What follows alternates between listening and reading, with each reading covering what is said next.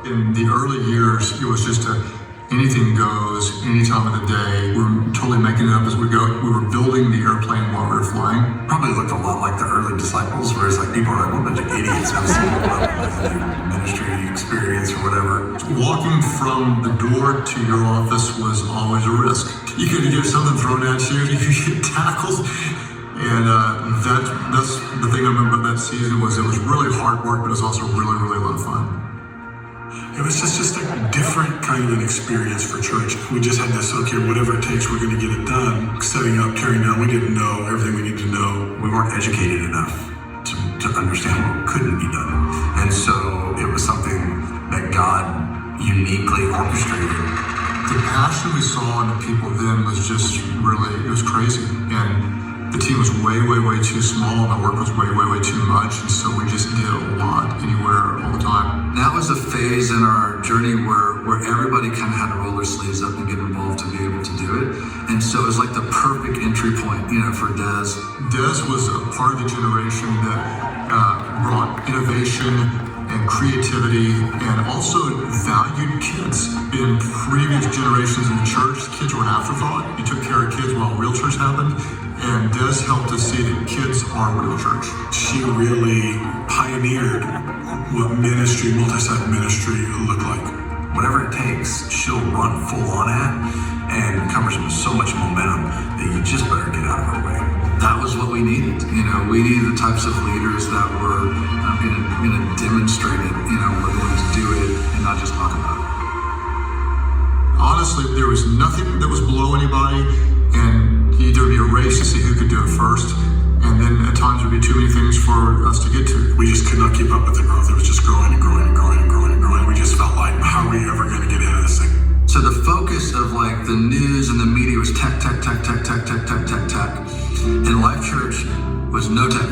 I mean, air conditioning, best technology that we had, and it barely worked.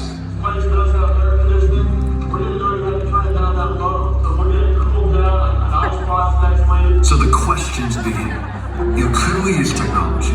We're just trying to get really entrepreneurial, really kind of creative in our thinking. The very first conversation that we had about multi-site was in 1998, and it was around actually putting Life Churches in movie theaters across the country, and that was kind of the original idea. But it became a year where we as a church began to explore, are there ways that there's things we should be doing and ways we should be thinking differently about reaching people.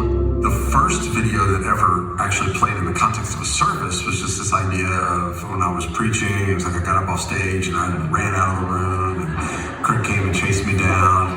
And it was the worst production quality videos you've ever seen. It was truly embarrassing. And Mark Dawson, who was attending at the time, he sees it and thinks, I could probably help. Mark was a cameraman for a news station, and he came to us with an idea and said, hey, let's make a video. And we made what was both the funniest video then and the dumbest video now. Looking back on this is dumb, but it was revolutionary. And to the best of my knowledge, that had not been done in the church before. And Mark brought in and was the pioneer in creative video expression in church. I think we knew he was the key to reproducing a message, getting a message at a high quality way that people could watch it. And he just got us to think differently. And then I remember, of course, you had the birth of Sam Rochelle. This is my boy, Samuel Thompson.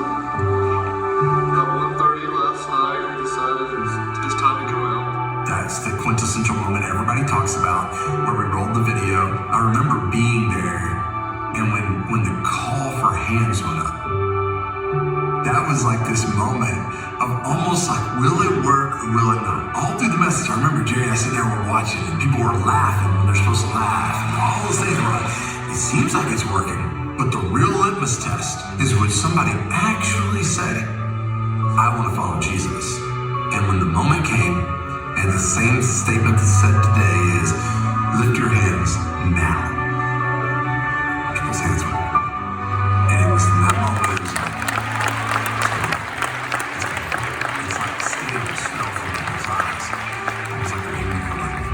the sky became the limit. It was just like everything was new, meaning what we consider to be normal multi-site church today, there wasn't a language for it, there wasn't a category for it, it just had never been done before. And so when you're looking at the pioneers and leaders of that era, they were like literally, if you can imagine having a hatchet or a machete and going through the forest, that's what our team was doing back then. They saw into the future and knew what would have to happen for Life Church to truly be great. And I think that set a course that now, miles down the road, we're on track. And it's because of Mark and Des and people like them. And I think we should all be thankful for that.